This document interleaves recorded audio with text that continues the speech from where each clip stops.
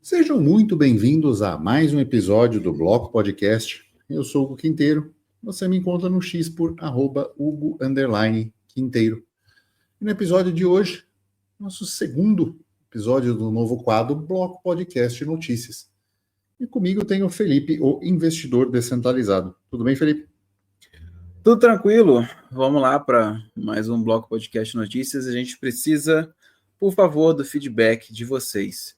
Só para constar, você vai me encontrar no Twitter, no @investidordesk, DSC, porque não coube descentralizado, no nosso rumo aos 100 mil seguidores. Faltam só 90 mil. No mais, vamos continuar. Por favor, vai dando retorno aí para a gente, seja no Discord, seja aqui nos comentários, ou marca a gente no Twitter também tá valendo, sobre o que você acha e lembrando que para marcar você, né? Investidor DSC. Exatamente. Deixa eu marcar lá também. Qual que é a notícia? Vamos começar, né? A notícia, ela saiu no dia 1º de abril, mas não é uma mentira. Mas era verdade, né? Pelo menos eu espero que seja, né? Assim, imagino que seja. E a notícia é o seguinte: Bitcoin pode substituir o dólar, diz Larry Fink, CEO da BlackRock. O executivo também se mostrou orgulhoso com o IBIT, o ETF de Bitcoin da BlackRock, que é um dos produtos de maior sucesso da gestora. Essas falas foram faladas numa carta anual que ele envia aos seus clientes também no mês de março de 2025. Essa foi a notícia, tá? Alguns detalhes. Não, tem tantos detalhes nessa notícia, né? Que porra. Tem. Seguinte, primeira coisa. Bitcoin substituir o dólar. Questionável. Sabe por que é questionável? Porque ele não vai substituir o dólar, talvez, no quesito de transações, visto que a gente tem uma comunidade que é muito cabeça dura e não aceita transacionar com o novo ouro digital. Você não vai pagar nessa balinha o valor de um carro no futuro. E outras mentiras que esse pessoal conta por aí, né? Então eu não acho que ele substitui o dólar, pelo menos não nesse quesito. Pode ser que ele substitua o dólar na reserva de valor? Talvez. Aí faz mais sentido, né? Mas É a falta de estabilidade de preço, né, cara?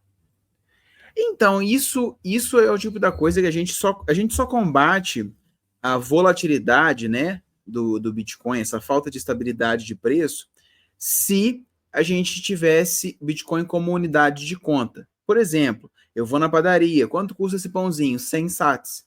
Pronto, ele vai custar 100 sats hoje, amanhã e depois da manhã. Que é diferente de eu colocar o preço do pãozinho na padaria em dólar. Porque se eu coloco em dólar, ele tem uma variação. E se eu coloco em real, aí em tese está estático. Em tese está estático. Esse que é o grande problema. Só que você nunca vai ter unidade de conta sendo feita com Bitcoin se as pessoas não usarem essa porcaria para transacionar. Se isso só ficar guardadinho lá e tal, e não, Bitcoin você tem, não, nem sei o que é isso, blá blá blá. Da mesma forma que as pessoas guardavam, exato, da mesma forma que as pessoas usavam ouro e por causa disso ele foi desmonetizado. Então, tipo assim, sabe, tem os poréns. Para tudo ser precificado em Bitcoin, você acabar com essa volatilidade, você tem que estar usando ele como meio de troca. E o povo não quer aceitar essa realidade. Então, assim, o pessoal fala da volatilidade do Bitcoin, né, e tal, mas se você precificasse as coisas no mercado em dólares, você ia ver volatilidade. O povo acha que não, né, porque, dólar é dólar, é fiduciário, blá, blá, blá.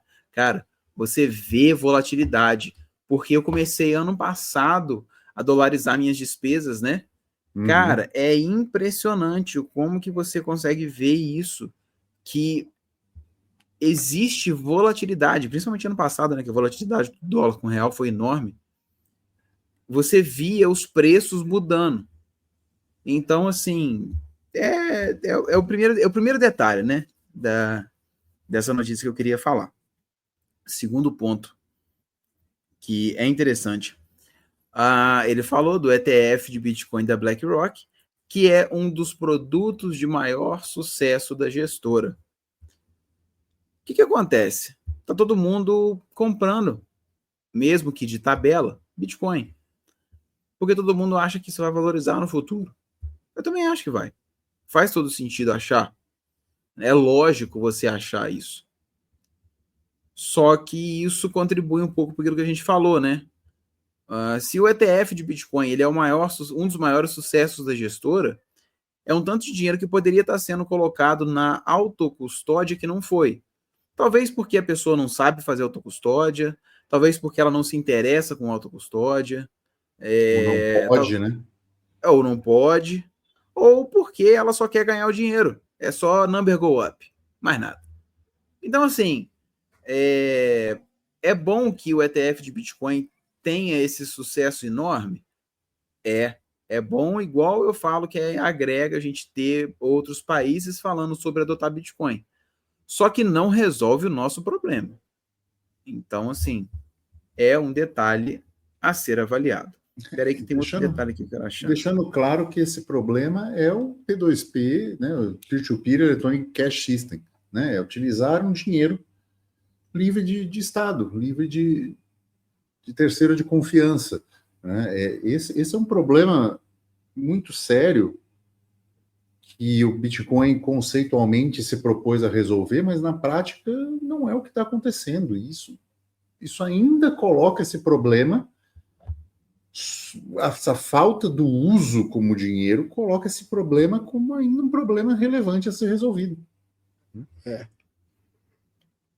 Um dado que tem aqui interessante nessa notícia aqui, que a gente costuma falar também, né? E que justifica, né, que foi usado para embasar a fala do Larry Fink nessa situação, é que hoje a dívida pública dos Estados Unidos é de 30 trilhões de dólares, ou seja, 123% do PIB da nação. Eu sei que entra nesse quesito as discussões sobre nações evoluídas terem um endividamento acima, né, mais de 100% ou próximo de 100% do seu PIB.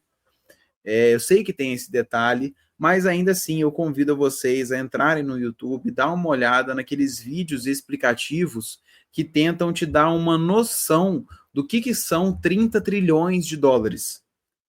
Porque isso realmente mostra que você fica desligado da realidade de tanto dinheiro que é. E aí, se você for avaliar, você acaba, tipo assim, você não sabe. O país está devendo para alguém, ele tá devendo. Tá, tipo assim, a conta não está fechando, essa que é a realidade. Tem uma dívida enorme ali e ninguém sabe como que isso vai ser pago. Na verdade, não vai ser pago, né? Essa que é a realidade. E pode ser que quando for cobrado, alguém sofra com isso. Por isso, né, que o Bitcoin ele se apresenta como uma solução, porque ele não participa desse ciclo de dívida, né? Um outro detalhe também que é interessante a gente falar é que a dívida pública americana, ela cresceu num ritmo 3 vezes maior que o PIB desde 1989. Então, não foi, né, 71, mas algum tempo depois que talvez, né, o governo viu que a ausência de lastro da moeda fiduciária, principalmente aquela moeda que se mantém como o carro-chefe a nível mundial, pode ser extrapolado. E aí, eles, vendo isso, eles começam de fato a extrapolar o alcance da moeda, quando eles pegam e começam a imprimir cada vez mais dólares, porque não tem mais lastro, e isso vai chegar só até certo ponto. todo mundo sabe que vai chegar só até certo ponto, mas ninguém sabe até onde é esse ponto. Então fica aí o questionamento. Cara, a sociedade tem que mudar muito. Esse crédito vai ter que vir de poupança, né? Para que o Bitcoin comece a realmente pensar em substituir o dólar, como disse o CEO da BlackRock. Então, não vai ser algo tão simples assim. E provavelmente não veremos isso em vida. Vamos para a próxima? Cara, vou achar a próxima aqui. Achei. Essa é boa. Essa aqui é interessante. Corretora Bybit muda de custodiante após sofrer hack bilionário. Nova empresa de custódia está ligada ao banco britânico Standard Chartered. O que acontece? Acho que um mês atrás, sei lá, mais uma vez, a gente está em abril, né, de 2025, uns 2 meses atrás, a Bybit ela foi hackeada. A gente até falou sobre isso. Depois, por favor, né, remeta aos episódios. Mas a gente teve, então, esse hack da Bybit, né? Ela sofreu esse hack e perdeu muito dinheiro. Foi um dos maiores hacks que a gente já viu, né, no mercado de criptomoedas. E é interessante a gente notar alguns detalhes. Primeiro que, por ter um patrimônio muito grande em criptomoedas, a Bybit ela confiava em uma outra empresa para fazer a gestão ou a custódia desses ativos. E isso é o que ela está mudando agora, né, na verdade. Eu não acho que mudar resolve o problema do hack, visto como ele foi. Se você não lembra, não sabe como ele foi, remeta ao episódio. Sim, mas explica lá direitinho. É bem mais explicado. Mas a grande questão é que é interessante a gente falar, porque a gente falou disso em algum episódio recente, perto daqui, não lembro qual. O episódio foi o 183, tá? Do hack da Bybit. Qual? 183. Show. Aí o seguinte, tipo assim, é interessante porque a gente falou em algum episódio próximo acerca de negócio de seguros e custódia. Exato. Uma empresa privada fornecer essa possibilidade, né? Eu até falei que quem começar a inventar isso, porra, vamos fazer uma parceria, porque eu acho que a gente vai chegar num ponto de demanda por isso. E esse caso mostra isso, porra, a Bybit paga, certamente é uma cifra enorme, para uma empresa fazer custódia de criptoativos para eles. Cara, é diferente. É uma coisa a se pensar. Sei lá. Talvez umas oportunidades, né, de empreendimentos. Não, com certeza. Acho que é interessante esse mercado que começa a se abrir, né? Assim, as grandes empresas sempre têm custodiantes. Esses custodiantes são, na prática, os terceiros de confiança dessas empresas. É um mercado, cara, que não tem como não se aproximar do mercado tradicional, né, do que a gente tem hoje, né? Não tem como ter um funcionamento completamente diferente. Então, você vê uma empresa dessa mudando o custodiante, é um pouco de mais do mesmo, né? Assim, no sentido de não está sendo inovador, não está sendo disruptivo, não está sendo indivíduos soberanos com o próprio dinheiro. Essa rampa de acesso para o mundo cripto, ela ainda é completamente fiduciária, né? E que adota soluções fiduciárias. Não tem como. Não, e assim, é legal você também olhar que, pô, eles têm ligação com o banco e tudo mais. Então, tipo assim, querendo ou não, cara, é mais uma empresa só. E eu acho que é um serviço que seria super interessante de ser fornecido, sabe? Porque vai ter gente aí que vai entender a importância da autocustódia, querer fazer autocustódia, mas assim, não se sentir seguro o suficiente. Então, assim, é legal. Eu acho legal como uma possibilidade, né, de trabalho. Eu também acho que, sim, que no caso da Bybit está mudando o custodiante, não resolve tanto, porque, como eu falei, a forma como o hack aconteceu, né, teve, Foi muito complexo, né? teve, assim, meio que uma...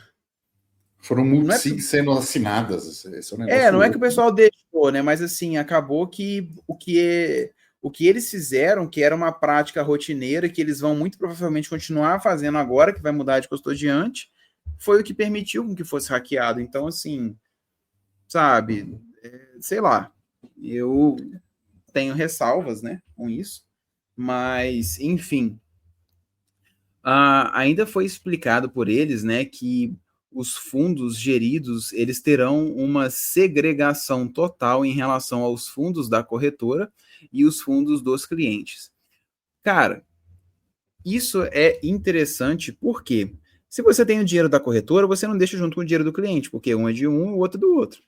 É o É o que faz básico, né? sentido. Então, vai ouvindo para você entender onde eu vou chegar. É o basicão, porque se rouba um, não rouba o outro, e por aí vai, né? Então, gestão, etc. No Brasil, eu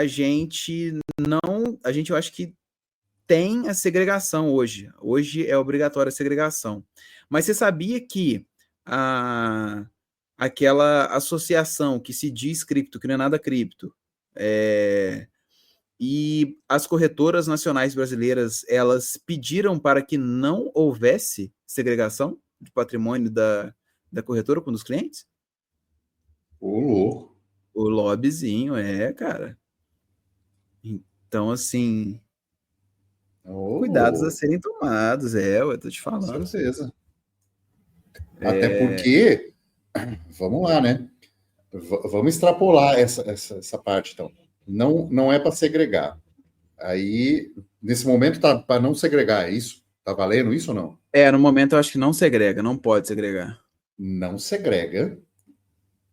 E se você tira da corretora e coloca na sua carteira, saiu do Brasil. Ou seja, você é obrigado a manter na carteira da corretora para ser considerado investimento no Brasil.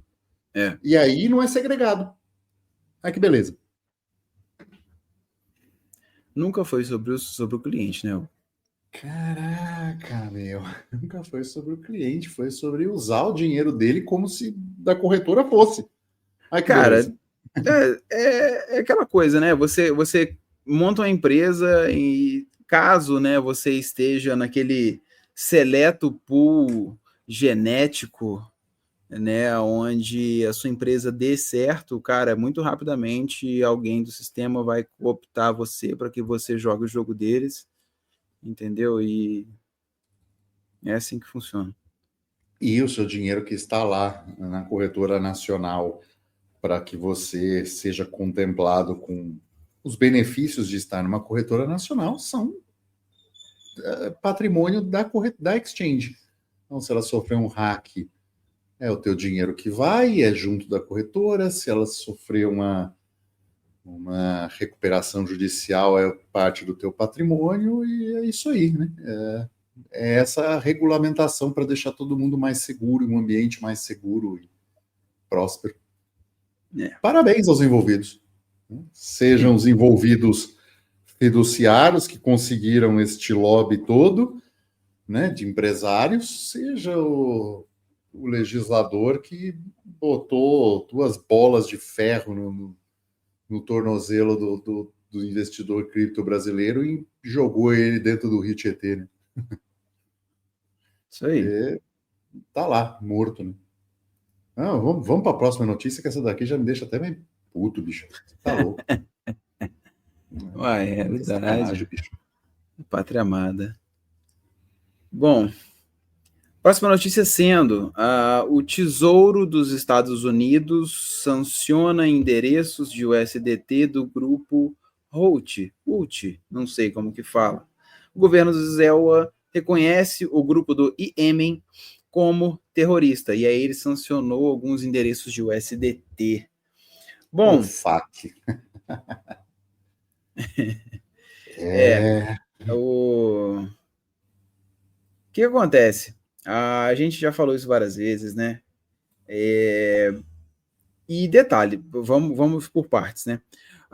O governo dos Estados Unidos, ou seja, um ente centralizado, né, governamental, ele escreveu num papelzinho lá, né, que é reconhecido como lei ou qualquer coisa, que tais endereços estão agora sancionados. Aí tem até a lista dos endereços aqui na notícia, né?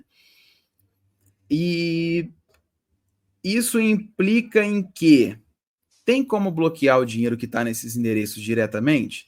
Não, nesse caso não. Mas se esses endereços estão identificados e sancionados, acabam por mandar dinheiro para alguém lá nos Estados Unidos, para a conta da Coinbase do John, cara, você pode esperar que no dia seguinte vai estar a SWAT batendo lá e quebrando a porta do John. Uhum. É assim que funciona. Porque o que acontece? Os Estados Unidos têm uma lista chamada Specially Designated Nationals and Blocked Persons List. É a blacklist deles. E aí eles têm nessa lista alvos de sanções econômicas por envolvimento com terrorismo, tráfico, etc. Detalhe, a gente é contra terrorismo, tá? Eu não estou falando que está errado o que eles estão fazendo. A gente só está falando acerca da parte técnica do que você pode fazer ou não com esses bloqueios, né? E aí eles lançam lá, né? Olha, esses determinados endereços que foram identificados, eles então estão a partir de agora sancionados. Ou seja, toda vez que alguma entidade centralizada, as corretoras, os serviços cripto, todo mundo que é lá regulamentado pelo governo, se esses indivíduos receberem ou forem enviar dinheiro para qualquer uma dessas carteiras que agora estão sancionadas, eles são obrigados a bloquear a atividade da carteira. Qual? Para essa que está recebendo? Não. Aqui, de onde estaria saindo o dinheiro? Ou recebendo, se viesse lá do Iêmen, né? Tanto faz. Então, qualquer interação com esses endereços significaria o bloqueio daquela carteira e um reporte para esse serviço. Mas tá certo, tem que acabar com o terrorismo assim? Concordo, tá certo. Agora, você imagina se o terrorista escolhe um endereço lá e manda para você isso daí. E aí? Como é que você vai explicar? E aí, você imagina numa troca voluntária, numa compra, às vezes num scan, qualquer coisa assim. Como é que você faz até você explicar, depois da polícia lá nos Estados Unidos te levar algemado, encapuzado, lá pra puta que pariu de Washington? Como é que você vai explicar? Então, assim... Imagina uma coisa, eu estava aqui pensando. Imagina que você não gosta de uma pessoa. Você adquire com um relativo bom obsequio, você consegue adquirir o SDT dessas carteiras, né? Porque elas ainda não estão bloqueadas. Você consegue adquirir uns USDT desse, e aí você não gosta do teu vizinho por algum motivo e você sabe qual é a carteira dele de uma exchange. Você manda $10 para lá. Você transforma a vida do teu vizinho num inferno porque você conseguiu acesso a uma situação dessa. Até ele provar que nariz de porco não é tomada, entendeu? Você consegue dar uma grande dor de cabeça para uma pessoa, justamente por um conceito que a gente vem falando aqui, e é profundamente rebatido e rechaçado por uma parte da comunidade, que é a blockchain pública é um problema. É outro ponto da notícia, né? Ela é um problema. Né? Assim, não é, veja bem, como o Felipe muito bem disse, não é uma coisa que assim, a gente é a favor do terrorismo. Então, não é isso. Mas o meio de pagamento, para ele ser neutro, ele não pode entregar pessoas. Você tem que, né? Você quer acabar com um grupo Holt que é terrorista, então você vai lá e acaba com o grupo. Mas não que eles tenham ferramentas de transacionar dinheiro ou coisa assim que devam ser sancionadas, né? Porque basicamente eles vão lá, convertem isso daí em papel moeda de dólar e troca. Exatamente, né? Porque assim,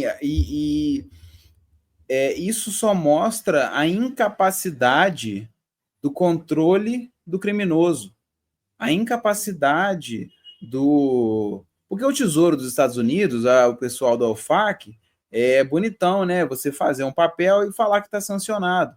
Agora, põe colete à prova de bala e vai lá no Iêmen pegar os caras. Não Exato. vai, né?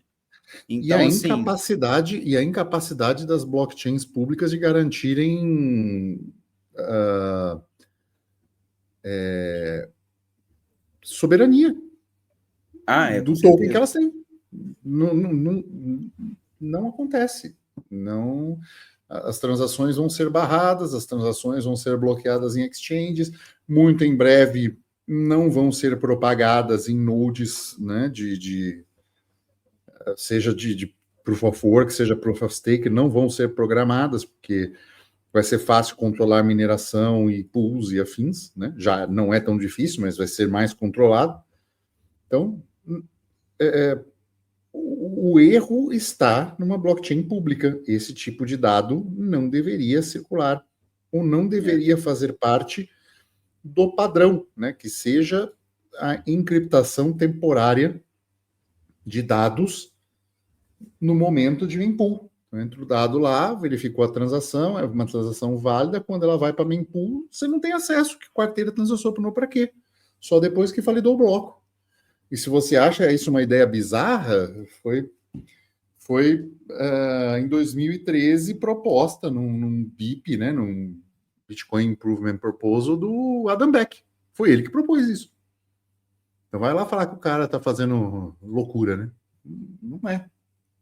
Então é preferível, às vezes, você construir uma rede 2 pensando numa maior privacidade, apesar de eu achar que não funciona em última instância, do que você tentar colocar mais segurança, porque se você pode ser pego pelo meio que você transaciona, seu dinheiro é ruim. Essa que é a verdade. Em termos de privacidade.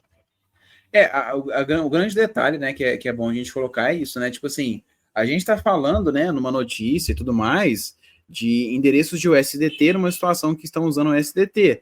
Só que é plenamente cabível você falar isso para Bitcoin, tá? Exatamente. Tal e qual. É essa que é a discussão.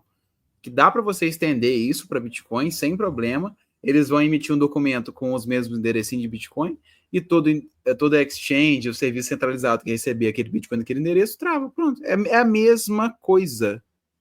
Não muda nada, já aconteceu outras vezes. A única coisa que muda é que, por exemplo, esses endereços na rede Tron podem chegar até a Tether e a Tether bloquear o token. Né? É a própria Tether fazer isso. O que você não consegue no Bitcoin. Mas é a única diferença de maior controle, por assim dizer. Mas marcar, exchange não aceitar, ter problema para transacionar, pool não querer aceitar, tudo isso tem. Normal. Então é um problema. Problema que a gente já bateu algumas vezes aqui, e enfim, é mais um desdobramento deles. Não, veja bem, eu não sou a favor eu não sou contra um Estado claramente terrorista, um grupo claramente terrorista ou ligado a crimes e violações de direitos humanos, questões com abuso de crianças, cara, não é nada disso. Acho que tem que ser combatido, achamos que tem que ser feito todo o possível. O que nós estamos discutindo é o meio de pagamento, de transferência de dinheiro, ele, para ser sólido, para ser peer-to-peer, sem terceiro de confiança, que garanta soberania sobre o ativo, ele tem que ser resistente a esse tipo de coerção. E as blockchains públicas, sinto muito, não fazem isso. Só para deixar claro. Muito bom. O crime tem que ser combatido sim, mas que combata de outra forma. Não, também acho, né? O combate direto ninguém quer, né? Vamos para outra, que essa daqui é muito louca também. Cara, essa é muito boa. Eu acho que a gente vai findar o episódio nela.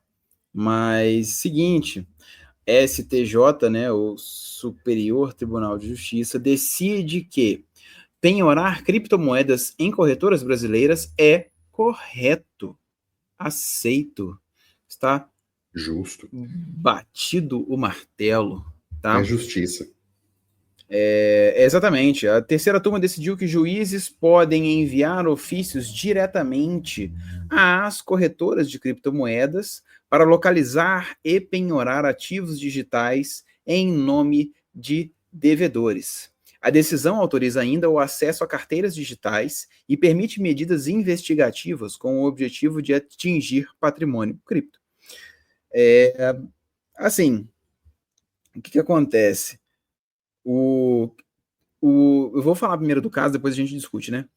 Teve um caso que está constando aqui na notícia, né? Onde um devedor ele não possuía valores para pagar a dívida, né? No sistema bancário. Aí acharam que, opa, a corretora tem din-din. Na verdade, tem cripto, né? Portanto, pode penhorar. Foi destacado, né? Foi falado que as criptomoedas possuem valor econômico e podem, então, ser objeto de restrição judicial. Enfim,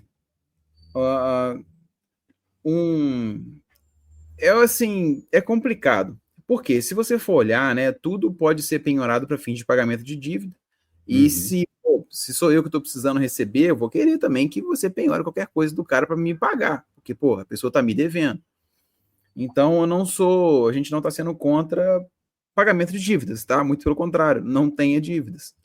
Mas o que a gente quer ressaltar aqui é a possibilidade com a qual o Estado consegue chegar no seu patrimônio. Isso que é um grande problema, porque pode ser por um motivo nobre, justo e correto? Pode. Agora, a grande maioria das vezes não é o caso. Então, é um cuidado que, assim, eu pelo menos tomaria. É o que a gente trata lá no curso Fold, né? Não quero que você cometa crimes, longe disso, mas eu quero te dar autonomia e soberania suficiente para que você consiga ter o seu patrimônio e dormir tranquilo, né? Sem esperar que isso possa acontecer, porque você pode ter os milhões que for, todos os milhões que você sempre sonhou, lá na sua conta, na sua corretora, no fundo imobiliário, no Tesouro Direto, ou até mesmo em Bitcoin, lá na Binance, rendendo 3% ao ano, ou em um SDT, numa outra corretora lá, que também está rendendo X% ao ano. Porra, legal, cara, legal. É seu dinheiro que você ganhou de forma honesta.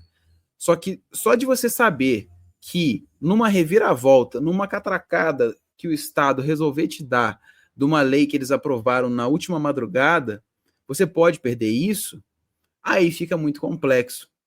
Eu fico pelo menos assustado, porque se você tem, sei lá, 15 milhões de reais na sua corretora lá investido, você não consegue movimentar esses 15 milhões num dia se você precisar trocar ele para outro lugar.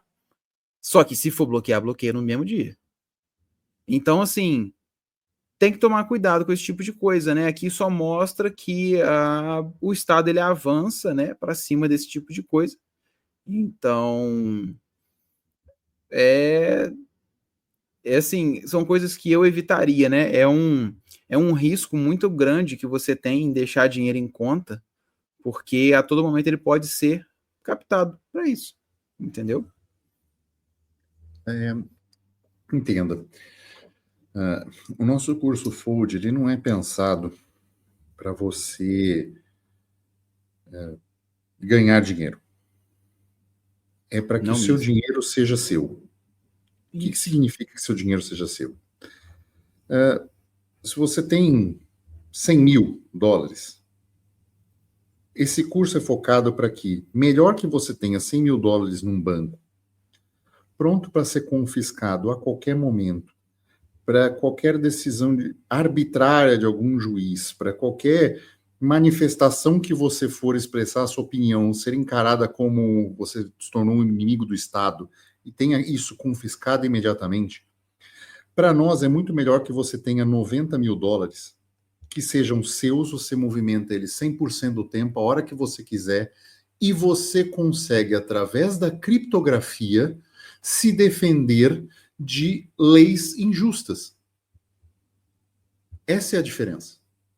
Então, assim, não é feito para que você tenha mais dinheiro, é para que você tenha, às vezes, até, dependendo da situação, um pouco menos de dinheiro, mas que a certeza que esse dinheiro seja seu, que você transfere a hora que você quiser, que você movimenta quando você quiser, a hora que você quiser, e que você consegue se defender de situações injustas na sua vida.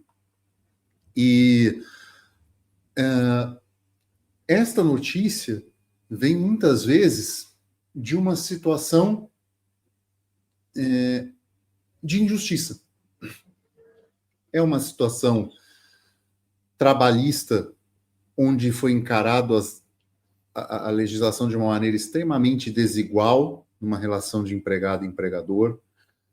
É, às vezes, um advogado que você contratou e cometeu um erro que te gerou uma condenação. Então, existem séries de situações onde você se vê... vou dar um exemplo. Um amigo meu, na pandemia, ficou devendo condomínio. Enfim, vacilou, não negociou, mandou para judiciário. Não tinha citado ele, mas bloquearam as contas. Bloqueou a conta sem ter sido citado a pessoa no processo. Aí você é obrigado a entrar no processo e lá resolver, não tinha saldo, já sabia do processo, já não estava deixando muito saldo mesmo. E falou, olha, você não pode fazer isso é legal, é não sei o quê, não sei o quê, não sei o quê. E aí o juiz, mas assim, o bloqueio já teria sido feito. Se a pessoa tem o dinheiro lá, bloqueou e já era. Não dá nem a chance da pessoa negociar, não dá para negociar juros, uma situação assim. Ou seja, é completamente justo, não é o processo legal no Brasil, não é como deveria ser feito, mas foi feito. Então, assim, se você ficar exposto a esse tipo de risco, veja bem, não estou falando nem que o cara não esteja certo, falou, não, vou pagar, vou fazer um plano de pagamento ao qual eu consiga pagar, enfim, explicar toda a situação. Mas, se por um acaso fosse uma pessoa que tivesse o dinheiro e tivesse confiando em sistema bancário, tinha batido lá e bloqueado tudo. Mesmo se fosse um dinheiro que seria para pagar um tratamento de saúde, uma outra situação assim, que às vezes a gente tem um dinheiro na nossa conta, pode ser até um dinheiro relevante, mas você está com uma saída de dinheiro exacerbada por uma questão de emergência. Alguém te depositou na sua conta para usar, porque o limite é maior de um, de outro, para fazer um esforço, uma força-tarefa, se batesse um dinheiro desse, bloqueava. Então, é esse tipo de questão que a gente trata no curso Fold, que é ter soberania sobre o próprio dinheiro para não estar exposto a esse tipo de situação. Porque o Estado avança em cima disso. O corretor é correto, daqui a pouco vai ter dificuldades, vão começar a bloquear carteiras. Né? Olha, receber essa carteira aqui não pode, né? E ter o rastro, enfim, ter que explicar porque que você recebeu de uma de outra, vai querer nota fiscal. Tudo questões do maldito blockchain pública, mas é essa situação. Vai falar, né? Vai falar. Mas é isso, né? Estamos chegando ao final de mais um episódio. Lembre-se, se chegou até aqui, deixe seu like, deixe seu comentário. Manda esse monte de notícias para alguém que acha interessante esse tipo de comentário. Deixe o seu comentário, quer deixar uma notícia aqui para a gente comentar? Aproveite o comentário e deixa o link aqui para a gente, tá bom? Ou no nosso grupo do Discord. Só entrar aqui, entra lá no chat geral, coloca lá para a gente que a gente vai selecionando, tá bom? E é isso. Ficamos por aqui e tchau.